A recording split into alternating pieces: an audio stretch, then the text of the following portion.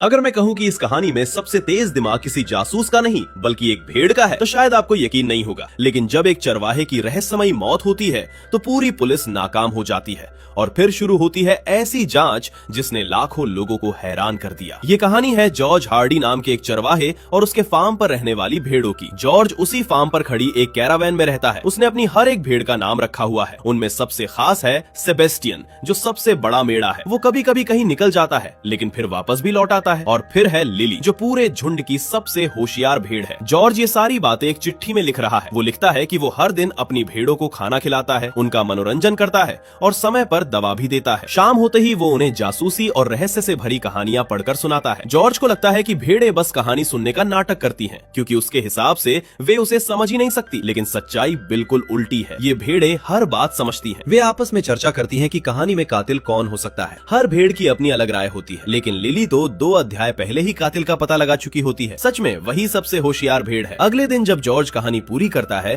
तो लिली का अंदाजा बिल्कुल सही साबित होता है। यहाँ 3 चंचल मेमने भी रहते हैं। ज्यादातर मेमने वसंत में पैदा होते हैं, लेकिन यहाँ एक सर्दियों में पैदा हुआ मेमना भी है जिसका अभी तक कोई नाम नहीं है। बाकी भेड़ें उसे अपने झुंड का हिस्सा नहीं मानती, इसलिए जॉर्ज उसका थोड़ा ज्यादा ख्याल रखता है। यह देखकर भेड़ें तय करती हैं कि जॉर्ज खुद कोई भेड़ नहीं है, क्योंकि वह सर्दियों में पैदा हुए मेमने को समझ ही नहीं पाता। जॉर्ज डेनब्रुक नाम के एक कस्बे के पास रहता है। वहीं कैलेब नाम का एक चरवाहा रहता है। वहीं हेम नाम का कसाई रहता है। वहीं बेथ नाम की सराय चलाने वाली औरत रहती है। और उसी कस्बे के चर्च में रेवरेंड हिलकोट रहता है, जिसके साथ जॉर्ज का रिश्ता काफी उलझा हुआ है। अगले दिन जैसे ही भेड़ों को कैलब का ट्रक दिखाई देता है, वे खुशी से उछल पड़ती हैं। उन्हें कैलब पसंद है। जुड़वा भेड़ें उसके चमचमाते ट्रक को टक्कर मारने की योजना बना रही होती है, लेकिन लिली उन्हें रोक देती है। वो कहती है कि बिना वजह किसी चीज को नुकसान नहीं पहुंचाना चाहिए। कैलब को देखकर भेड़ों को लगता है कि शायद अब दोनों झुंड एक हो जाएंगे, लेकिन जॉर्ज कैलब को कैरावैन से धक्का देकर बाहर निकाल देता है। अंदर कुछ और ही चल रहा होता है। भेड़ें कहती हैं कि ये बहुत दुखद है और इसे भूल जाना ही बेहतर होगा। इस झुंड की हर भेड़ अपनी मर्जी से जो चाहे भूल सकती है, सिवाय मेपल के, क्योंकि वो कभी कुछ नहीं भूलता। इसलिए बाकी सब उससे कहते हैं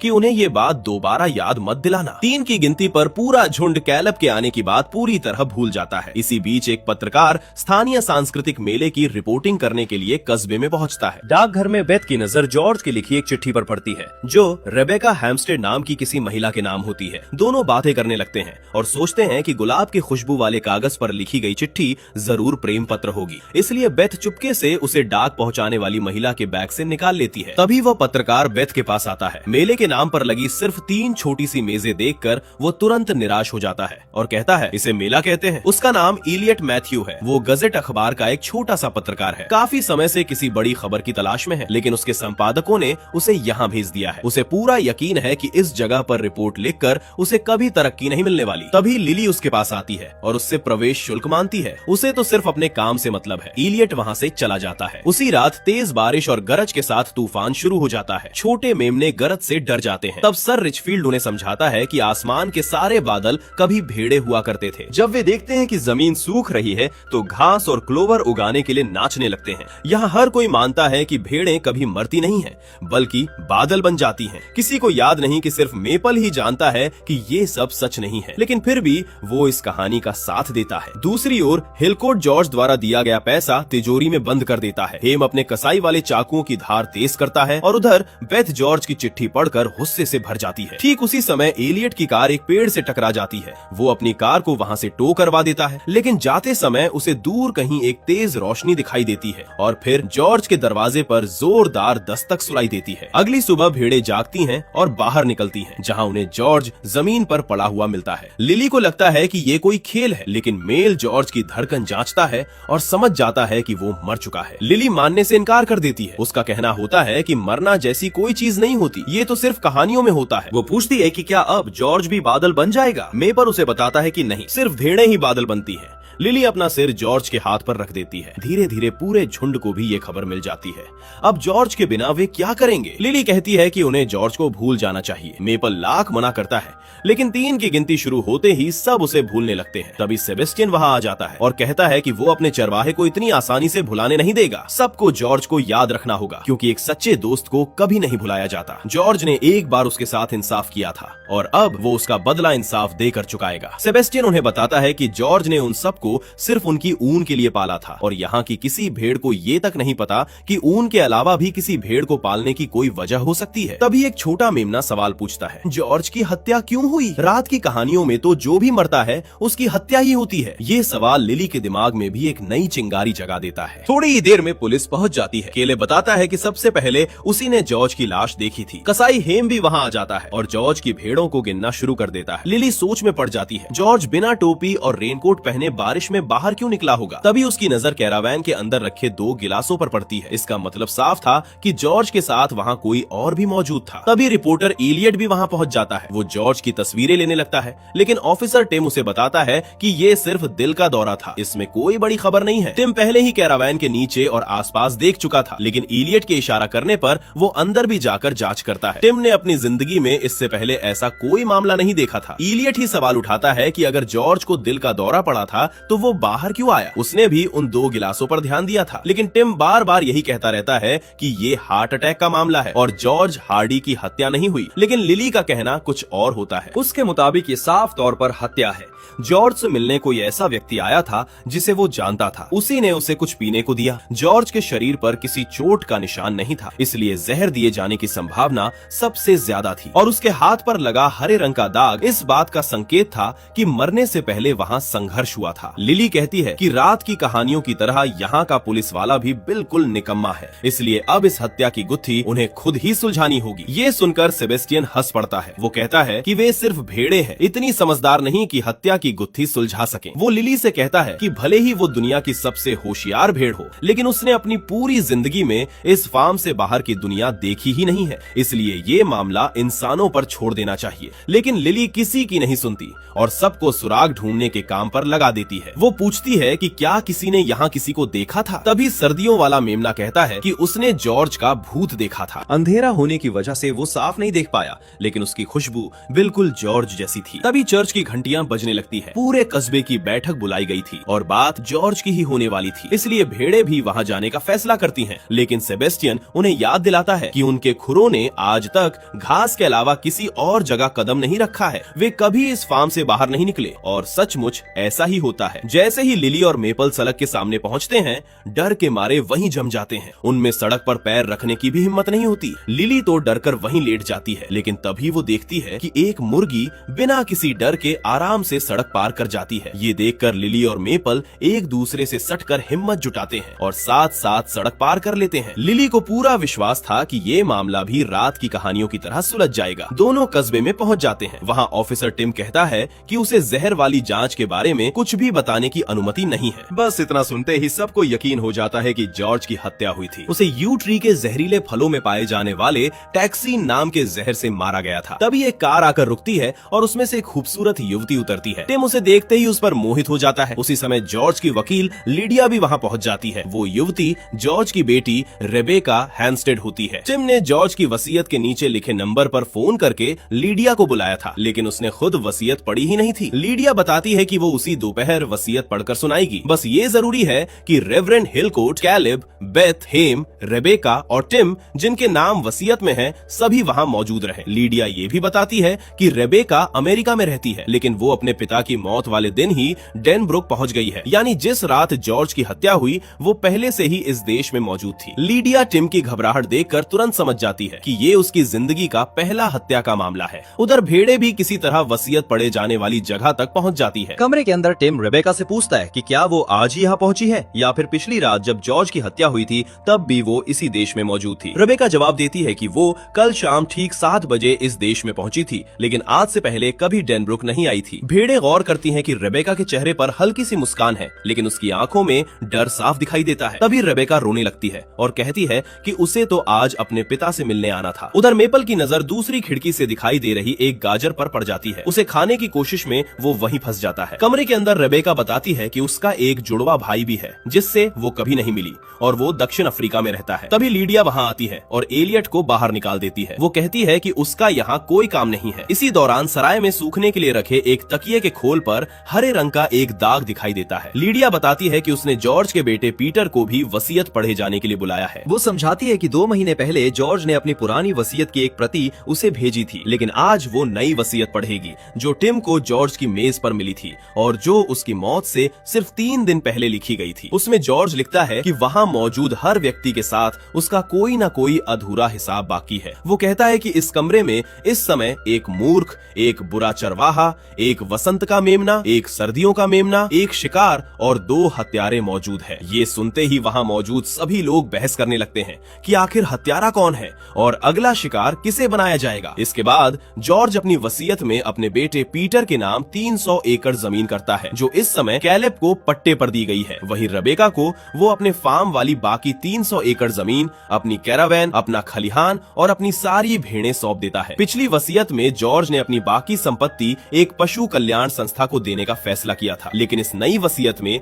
वो बाकी सब कुछ भी रेबेका के नाम कर देता है। इसमें खाद के 3 बोरे और $30 मिलियन भी शामिल है। 2 साल पहले जॉर्ज ने भेड़ों की ORF नाम की बीमारी की दवा बनाई थी और उसका पेटेंट एक बड़ी कृषि कंपनी को $30 मिलियन में बेच दिया था। तभी मेपल किसी तरह खुद को छुड़ाकर बाहर निकलता है और सामान का एक बड़ा ढेर गिरा देता है। आवाज सुनकर टिम बाहर आता है कि आखिर हुआ क्या है। आंखों पर ऊन छाई होने की वजह से मेपल सीधे टिम से टकराता है और सराय के अंदर घुस जाता है। वो हर चीज से टकराते हुए पूरे कमरे में अफरा तफरी मचा देता है। इसी भगदड़ के बीच टिम की नजर बेथ के हाथ में पकड़ी जॉर्ज की चिट्ठी पर पड़ती है। आखिर में मेपल खिड़की से टकरा जाता है। लोग उसे खाना खिलाते हैं और फिर बाहर छोड़ आते हैं। तभी कैलेब कहता है कि इन भेड़ों को एक नए चरवाहे की जरूरत है, खासकर उस बड़े जंगली मेढ़े को जिसे जॉर्ज कभी कार्निवाल से लेकर आया था। इसके बाद एलियट टिम से पूछता है कि क्या वो कोई बयान देना चाहेगा, लेकिन टिम कुछ नहीं कहना चाहता। तब एलियट कहता है कि उसे एक बड़ी खबर चाहिए और टिम को एक गिरफ्तारी, इसलिए दोनों मिलकर काम कर सकते हैं। वो बताता है कि पिछली रात जब उसकी कार टो की जा रही थी,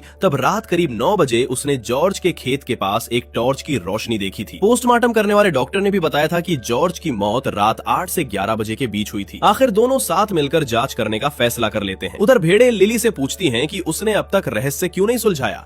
रात की कहानियों में तो वो तुरंत कातिल पकड़ लेती थी। लिली कहती है कि असली दुनिया किताबों जैसी नहीं होती। तभी सबकी नजर रेबेका पर पड़ती है, जो हाथ में टॉर्च लेकर बाहर कुछ ढूंढ रही होती है। सर्दियों वाला मेमना उसके पास चला जाता है। भेड़े देखती हैं कि रेबेका से जॉर्ज जैसी खुशबू आती है, लेकिन वो दिखती बिल्कुल उसके जैसी नहीं है। वे सोचती हैं कि शायद वो भी सर्दियों में पैदा हुई होगी, इसलिए जॉर्ज उसे अपने पास नहीं रखना चाहता था। कुछ नासमझ भेड़े तो रेबेका को ही हत्यारिन कहने लगती हैं। जॉर्ज ने उन्हें जो आखिरी किताब पढ़कर सुनाई थी, उसमें बताया गया था कि किसी संदिग्ध की पहचान कैसे कम की जाती है। इसलिए वे तय करती हैं कि किसी को कैरावैन में जाकर वह किताब लानी होगी ताकि उसे ऑफिसर टिम तक पहुंचाया जा सके। लेकिन किताब लाने का काम वूल आइस को मिलता है, जिसकी आंखें हमेशा ऊन से ढकी रहती हैं और उसे कुछ दिखाई नहीं देता। वो कैरावैन के अंदर हर चीज से टकराता हुआ आखिरकार किताब तक पहुंच ही जाता है। फिर वे उस किताब को पुलिस स्टेशन के बाहर छोड़ आते हैं ताकि टिम उसे पढ़कर इस हत्या की गुत्थी सुलझा सके। इसके बाद लिली सेबेस्टियन के पास जाती है और उससे पूछती है कि कार्निवाल क्या होता है। सेबेस्टियन बताता है कि वहाँ संगीत होता है, झूले होते हैं और रोज बच्चे उसे प्यार से सहलाते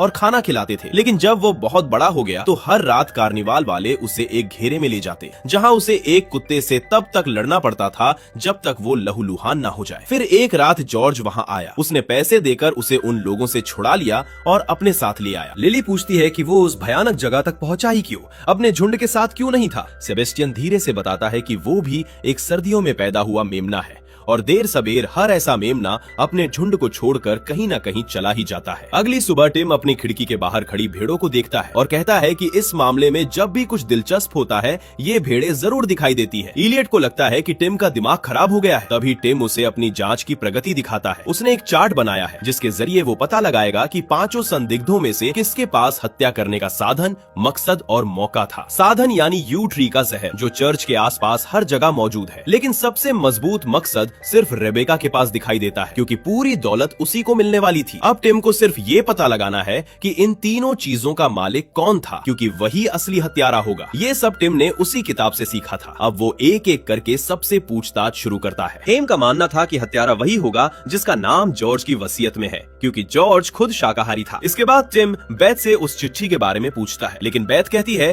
कि वो तो डाक विभाग की गलती थी। फिर टिम कैलेब से पूछता है कि वो उस सुबह जॉर्ज के फार्म पर क्यों गया गया था। कैलेब बताता है कि जॉर्ज ने उसकी जमीन की लीज रद्द कर दी थी, इसलिए वो उसे दोबारा सोचने का प्रस्ताव देने गया था। वो कहता है कि टिम ने वसीयत पढ़ ही ली है, उसके हिसाब से वही बुरा चरवाहा है। इसके बाद टिम हिलकोर्ट से जॉर्ज द्वारा दिए गए दान के बारे में पूछता है। हिलकोर्ट बताता है कि कुछ समय पहले जॉर्ज उसके पास आया था और उसने बताया था कि चर्च ने उसके बच्चों को गोद लेने के लिए दे दिया था, लेकिन जैसे ही उसकी हालत सुधरी उसने अपने बच्चों को ढूंढना शुरू कर दिया। चर्च की सख्त नीति के कारण उसे ये नहीं बताया गया कि उसके बच्चे कहाँ हैं, इसलिए हिलकोर्ट ने उससे वो जानकारी देने के बदले पैसे मांगे थे, क्योंकि चर्च की इमारत की मरम्मत के लिए पैसों की सख्त जरूरत थी। हिलकोर्ट कहता है कि बुरा चरवाहा वो नहीं बल्कि कैलेब है। इसके बाद टिम रेबेका से पूछता है कि हत्या वाली रात 8 बजे से 11 बजे के बीच वो कहाँ थी। रेबेका जवाब देती है कि वो एयरपोर्ट के पास वाले होटल में टीवी देख रही थी। तभी टिम उसे उसके असली नाम चैसिटी क्रैम्स से बुलाता है। रेबेका अपना नाम बदल चुकी थी। उसकी पिछली जानकारी खंगालने पर टिम को पता चला था कि कभी उसका संबंध एक जाने माने अपराधी से रहा था और दोनों का एक साझा बैंक खाता भी था। रेबेका कहती है कि ये बात 3 साल पुरानी है और उसे ये नहीं पता था कि वो आदमी अपराधी है। फिर टिम पूछता है कि क्या वो कभी यू ट्री के पास गई है। रेबेका साफ इनकार कर देती है। टिम पूछता है कि क्या वो कभी जॉर्ज के फार्म पर गई थी। रेबेका इसका भी इनकार कर देती है। उधर लिली गहरी सोच में डूबी हुई होती है। बाकी भेड़े उससे कहती हैं कि इतना मत सोचो, हत्यारिन तो रेबेका ही है। तभी सर्दियों वाला मेमना आकर कहता है नहीं, वो अच्छी है, उससे बिल्कुल जॉर्ज जैसी खुशबू आती है। लिली इस बात पर ध्यान देती है। उसे याद आता है कि कल क्लाउड नाम की भेड़ ने भी यही बात कही थी जब उसने रेबेका को दूर खेत में देखा था, लेकिन इतनी दूर से वो उसकी खुशबू कैसे पहचान सकती थी जब तक कि रेबेका पहले वहां आ ही ना चुकी हो। इसका मतलब क्लाउड उनसे कुछ छिपा रही थी। तब क्लाउड उन्हें रेबेका का कंगन दिखाती है जो उसे बहुत पसंद था, क्योंकि उसका कोई अंत नहीं था। वो बताती है कि हत्या वाली रात रेबेका यहीं आई थी और जब उसने उसके ऊन पर हाथ फेरा था तभी ये कंगन गिर गया था। अब लिली भी मान लेती है कि रेबेका ही हत्यारिन है। उसने पुलिस से झूठ बोला था कि वो कभी यहाँ नहीं आई, जबकि वो पिछली रात भी इसी फार्म पर मौजूद थी। लेकिन सेबेस्टियन कहता है कि सब लोग शुरू से ही रेबेका से सिर्फ इसलिए नफरत कर रहे हैं क्योंकि वो भी सर्दियों में पैदा हुई थी। उसे पूरा यकीन है कि रेबेका ने ये हत्या नहीं की, उसने उसकी आंखों में देखा था। ये कहकर सेबेस्टियन गुस्से में वहाँ से चला जाता है। तब लिली टिम के पास जाने का फैसला करती है। उसी समय मेपल टिम की टोपी उठाकर भाग जाता है। टिम उसके पीछे दौड़ता है और इसी दौरान फार्म में पड़ा वही कंगन उसे मिल जाता है। वो कंगन रेबेका को दिखाकर कहता है कि ये उसके दूसरे हाथ वाले कंगन से बिल्कुल मेल खाता है और ये उसे जॉर्ज के खेत में मिला है, जबकि उसने कहा था कि वो वहाँ कभी गई ही नहीं। टिम के पास रेबेका के कमरे की तलाशी लेने का वारंट भी था। वहाँ उसे एक जोड़ी जूतों के नीचे यू ट्री के जहरीले फल मिल जाते हैं। इसके बाद टिम रेबेका को गिरफ्तार कर लेता है। पुलिस स्टेशन ले जाकर वो उससे पूछताछ करता है। रेबेका कहती है कि अब वो सब सच बता देगी। वो मान लेती है कि जॉर्ज की मौत वाले दिन वो उसके फार्म पर गई थी। जॉर्ज ने उसे एक चिट्ठी भेजी थी जिसमें लिखा था कि वो पिछले 20 सालों से उसे ढूंढ रहा था। उसने अपनी वसीयत की एक प्रति भी भेजी थी, लेकिन उसमें $30 मिलियन वाली बात नहीं थी। जॉर्ज चाहता था कि रेबेका उससे आकर मिले, इसलिए वो उससे मिलने आई थी। दोनों ने काफी देर तक भेड़ों के बारे में बातें की थी। जॉर्ज ने उसे बताया था कि उसने अपनी हर भेड़ का नाम रखा है और वो चाहता है कि उसके बाद रेबेका ही उन सब की देखभाल करे। लेकिन बाद में रेबेका को मजबूरी में झूठ बोलना पड़ा, क्योंकि अगर वो सच बता देती तो खुद ही फंस जाती। मगर टिम उसकी एक भी बात पर विश्वास नहीं करता। अगले दिन सुबह रेबेका को काउंटी कोर्ट ले जाकर उस पर आधिकारिक रूप से हत्या का आरोप लगाया जाना था। इसके बाद लेडिया टिम के पास आती है और कहती है कि लगता है जॉर्ज ने गलत मेमने को चुना था। पीटर ने अपनी जमीन और भेड़ें कैलेब को बेचने का फैसला कर लिया है, क्योंकि अब लिली वाली वसीयत के मुताबिक सब कुछ पीटर का हो जाएगा, इसलिए कल सारे कागज तैयार कर दिए जाएंगे। लिली ये सब सुन लेती है। वो चुप हो जाती है और दूर खड़ी रेबेका को देखने लगती है। उसके मन में भी पहली बार शक पैदा होने लगता है। तभी मेल कहता है कि कैलेब का चरागाह तो बार के दूसरी तरफ है, क्यों ना चलकर अपने नए झुंड से मिला जाए। लेकिन जैसे ही वे वहां पहुंचते हैं कैलेब की भेड़ें सामने आ जाती हैं। उनके चेहरे इतने काले थे कि उन्हें ठीक से देखा तक नहीं जा सकता था। वे फ्रेंच नस्ल की भेड़ें थी। लिली कहती है कि अब कैलेब ही उनका नया चरवाहा बनने वाला है। तभी उनमें से एक भेड़ आगे आती है और सिर्फ एक शब्द कहती है, भागो। उसी पल कैलेब के कुत्तों के भौंकने की आवाज गूंज उठती है और उसकी सारी भेड़ें देखते ही देखते गायब हो जाती हैं। बाहर निकलने के बजाय लिली और मेपल गलती से कैलेब के खलिहान के अंदर और गहराई तक पहुंच जाते हैं। वहां बड़े बड़े गत्ते के डिब्बों पर डेनब्रुक मीट्स लिखा हुआ था। साफ था कि कैलेब और हेम ने मिलकर मांस का कारोबार शुरू कर दिया था। तभी वहां कुत्ते पहुंच जाते हैं। लिली और मेल अपनी जान बचाकर भागते हैं। कुत्ते उनका पीछा करने लगते हैं। तभी अचानक सेबेस्टियन वहां पहुंच जाता है और उन्हें बचाने के लिए कुत्तों से भिड़ जाता है। आखिरकार कुत्ते वहां से भाग जाते हैं, लेकिन इस लड़ाई में सेबेस्टियन खुद भी बुरी तरह घायल हो जाता है। वो उठ भी नहीं पाता। लिली कुछ समझ नहीं पाती। मेल धीरे से कहता है कि वो मर रहा है। ये सब देखकर लिली को पहली बार एहसास होता है कि भेड़ों के बादल बनने वाली कहानी झूठ थी। अपनी आखिरी सांसों में सेबेस्टियन को जॉर्ज दिखाई देता है। तभी दूर से कैलब को आता देखकर मेपल तुरंत लिली को वहाँ से ले जाता है। दोनों बाकी भेड़ों के पास पहुंचकर उन्हें आवाज देते हैं, चलो हमारे साथ चलो। लेकिन जैसे ही बाकी भेड़ें सड़क के पास पहुंचती हैं, डर कर वहीं रुक जाती हैं। लिली उन्हें बताती है कि सेबेस्टियन मर चुका है और अगर वे आज रात यहाँ से नहीं निकले तो सबकी यही हालत होगी। कैलब भेड़ों को खाना बना देता है, लेकिन बाकी भेड़ें कहती हैं, ऐसी डरावनी बातें मत करो। वे तय करती हैं कि लिली की कही सारी बातें भूल जाएंगी। लिली लाख रोकती है, फिर भी सब कुछ भूलकर वापस अपने चरागाह में लौट जाती है। तब लिली मेपल से पूछती है, क्या आज रात पहली बार नहीं था जब मैंने किसी भेड़ को मरते देखा? मेपल कहता है कि उसे सारी बुरी बातें याद है, लेकिन उसे अच्छी बातें भी याद है, जैसे अपनी माँ का चेहरा और अपने पुराने दोस्त, और वो हमेशा सेबेस्टियन को भी याद रखेगा। वो जानता है कि ये बहुत दर्द देता है, लेकिन अगर लिली सब भूल गई तो वो बाकी भेड़ों को कभी नहीं बचा पाएगी। जिनसे हम प्यार करते हैं उन्हें हमारी यादें ही जिंदा रखती हैं। लिली सब कुछ भूलने के लिए कैरावैन की ओर बढ़ ही रही होती है कि तभी उसे अपने सामने जॉर्ज बैठा दिखाई देता है। लिली पूछती है, क्या आप सचमुच यहाँ हैं? जॉर्ज कहता है, हाँ, क्योंकि तुमने मुझे नहीं भुलाया। वो कहता है कि कैलेब उसके झुंड का कुछ नहीं बिगाड़ पाएगा, क्योंकि लिली उन्हें बचा लेगी।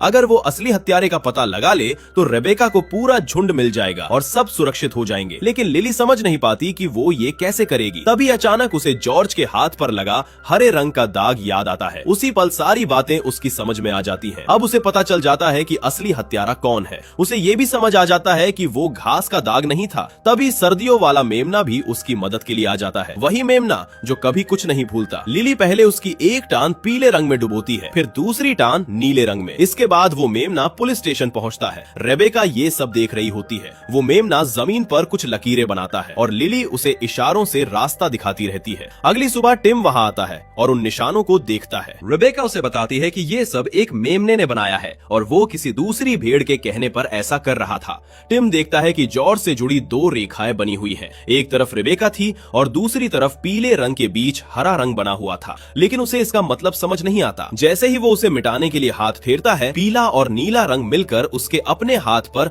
हरा रंग बना देते हैं। उसी समय उसके दिमाग में बिजली सी कौंध जाती है। थोड़ी देर बाद और पुलिस वाले रेबेका को काउंटी कोर्ट ले जाने के लिए पहुंच जाते हैं। टिम उसे उनके हवाले कर देता है, लेकिन कागजों पर दस्तखत करने के तुरंत बाद उसकी नजर सर्दियों वाले मेमने की रंगी हुई टांगों पर पड़ती है। उसी पल पूरी सच्चाई उसकी भी समझ में आ जाती है। वो तुरंत रेबेका को जाने से रोक देता है और कहता है कि उसने ये हत्या नहीं की। अब वो सब समझ चुका था, आखिर जॉर्ज का असली हत्यारा कौन था। डेनब्रुक पहुंचते ही रेबेका सबसे बड़ी संदिग्ध बन गई थी, क्योंकि उसने जॉर्ज के फार्म पर आने के बारे में झूठ बोला था और असली हत्यारा यही चाहता था। असली कातिल था पीटर। जैसे जॉर्ज ने अपनी वसीयत की एक प्रति रेबेका को भेजी थी, वैसे ही उसने उसके जुड़वा भाई को भी भेजी होगी। वहीं से उसे $30 मिलियन वाली दौलत का पता चला। तब उसने ये सारी संपत्ति हथियाने की योजना बनाई। अगर किसी हत्या के शिकार की वसीयत में पूरी दौलत तुम्हारे नाम हो तो सबसे पहले शक तुम पर ही जाता है, लेकिन अगर वही दौलत तुम्हारी बहन के नाम हो और वो हत्या के आरोप में फंस जाए तो आखिरकार पूरी संपत्ति अगले वारिस को मिल जाती है। और पीटर भी अपनी बहन की तरह अपना नाम बदल चुका था। वही असल में एलियट मैथ्यूज था, जिसे सर्दियों वाले मेमने ने जॉर्ज का भूत समझ लिया था। एलियट काफी समय से इसी देश में रह रहा था। जॉर्ज ने उसे बता दिया था कि रेबेका उससे मिलने आने वाली है। बस यहीं से उसे अपनी योजना पूरी करने का मौका मिल गया। वो मेले की रिपोर्टिंग के बहाने यहाँ आया, फिर दिखावे के लिए शहर छोड़ने का नाटक किया, लेकिन कार दुर्घटना के कारण वापस लौट आया। उसी रात रेबेका के जाने के बाद वो जॉर्ज के पास पहुंचा, उसके पेय में जहर मिला दिया और नई वसीयत वहाँ रख दी। लेकिन जॉर्ज उससे ज्यादा ताकतवर निकला। दोनों के बीच हाथापाई हुई, मगर आखिरकार जॉर्ज की मौत हो गई। वसीयत पढ़ते समय फोन आने का बहाना बनाकर बाहर जाने वाला भी एलियट ही था। वही चुपके से रेबेका के कमरे में घुसा और उसके जूतों के नीचे यू ट्री के जहरीले फल रखाया था। लेकिन एलियट अपने पीछे एक ऐसा सुराग छोड़ गया था जो जॉर्ज के हाथ पर मौजूद था। जॉर्ज के हाथ पर दो अलग अलग रंगों के निशान थे, एक नीला और दूसरा हरा। नीला रंग उस दवा से आया था जिसे जॉर्ज खुद बनाया करता था, जबकि हरा रंग नीले और पीले रंग के मिल जाने से बना था। जिस रात एलियट ने जॉर्ज की हत्या की थी, उस रात जिस तकिए के खोल पर वो सोया था उस पर भी हरे रंग का दाग मिला था। पीला रंग एलियट के बालों से आया था। हाथापाई के दौरान जॉर्ज ने उसके बाल पकड़ लिए थे और उनमें लगा सस्ता जल्दी जल्दी किया गया हेयर डाई उसके हाथ पर उतर गया था। एलियट ने यहाँ आते समय जल्दबाजी में अपने बाल रंग लिए थे ताकि वो दिखने में ना तो जॉर्ज जैसा लगे और ना ही रेबेका जैसा। एलियट इन सभी आरोपों से साफ इनकार कर देता है। तब टिम उसके सिर से एक बाल तोड़ लेता लेता है। इलियट कहता है कि वो मानता है कि उसके बाल असली सुनहरे नहीं हैं, लेकिन इससे कुछ साबित नहीं होता। टिम कहता है कि उसने वो बाल ये जांचने के लिए नहीं लिया कि वो असली सुनहरा है या नहीं, बल्कि डीएनए जांच के लिए लिया है, जिससे ये साबित हो जाएगा कि इलियट ही जॉर्ज हार्डी का बेटा है। इसके बाद सारी सच्चाई अपने आप सामने आ जाएगी। ये सुनते ही इलियट वहाँ से भागने लगता है। तभी वे दोनों मेरे आ जाते हैं, जिन्हें चीजों से टक्कर मारना बहुत पसंद था। लिली उन्हें इशारा करके कहती है, जाओ उसे टक्कर मारो। दोनों मेरे तुरंत इलियट की कार पर जोरदार टक्कर मारते हैं और उसकी कार को रोक देते हैं। इलियट गिरफ्तार हो जाता है। टिम रेबेका से अपनी गलती के लिए माफी मांगता है। सर्दियों वाला मेमना भी रेबेका से मिलने आता है। टिम लिली की तरफ भी शुक्रिया भरी नजर से देखता है। इसके बाद सब लोग वहाँ से चले जाते हैं, लेकिन सर्दियों वाला मेमना वहीं रह जाता है। फिर बेथ रेबेका को वो चिट्ठी देती है जो जॉर्ज ने लिखी थी और जिसे उसने प्रेम पत्र समझकर अपने पास छिपाकर रख लिया था। बेथ जॉर्ज से प्यार करती थी, लेकिन रेबेका की माँ के बाद जॉर्ज कभी किसी और से प्यार नहीं कर पाया। रेबेका कहती है कि उसे तो अपनी माँ का नाम तक नहीं पता। तब बेथ बताती है कि उसकी माँ का नाम लिली था। तभी हेम और कैलेब वहाँ आते हैं और रेबेका से उसकी भेड़े और फार्म खरीदने का प्रस्ताव रखते हैं, लेकिन रेबेका साफ मना कर देती है क्योंकि वे दोनों भेड़ों के हत्यारे थे। उन्हें तो जॉर्ज की किसी भी भेड़ का नाम तक नहीं पता था, जबकि रेबेका हर एक भेड़ का नाम जानती थी। इसके बाद रेबेका अपना नाम भी बदलने का फैसला करती है। वो रेबेका हैम्स्टेड की जगह रेबेका हार्डी बन जाती है। फिर वो कैलेब की सारी भेड़ें खरीद लेती है और जॉर्ज के फार्म पर पहुंच जाती है। वहाँ वो लिली से मिलती है, जिसका नाम उसकी माँ के नाम पर रखा गया था। अब जॉर्ज की जगह रेबेका सभी भेड़ों को अपने सामने बैठाकर उन्हें कहानियां पढ़कर सुनाती है। तभी लिली उठकर सर्दियों वाले मेमने के पास जाती है और उसका नाम जॉर्ज रख देती है। फिर वो उसे अपने साथ ले आती है और आखिरकार पूरा झुंड भी उसे अपना सदस्य मान लेता है। इसी के साथ ये खूबसूरत कहानी यहीं समाप्त हो जाती है। तो दोस्तों, ये थी एक ऐसी अनोखी मिस्ट्री कहानी जिसमें इंसानों से पहले भेड़ों ने असली कातिल का पता लगा लिया। अगर आपको ये कहानी पसंद आई हो तो वीडियो को लाइक करें, चैनल को सब्सक्राइब करें और कमेंट में जरूर बताइए कि आपको सबसे ज्यादा हैरान करने वाला सीन कौन सा लगा। मिलते हैं अगली शानदार कहानी के साथ।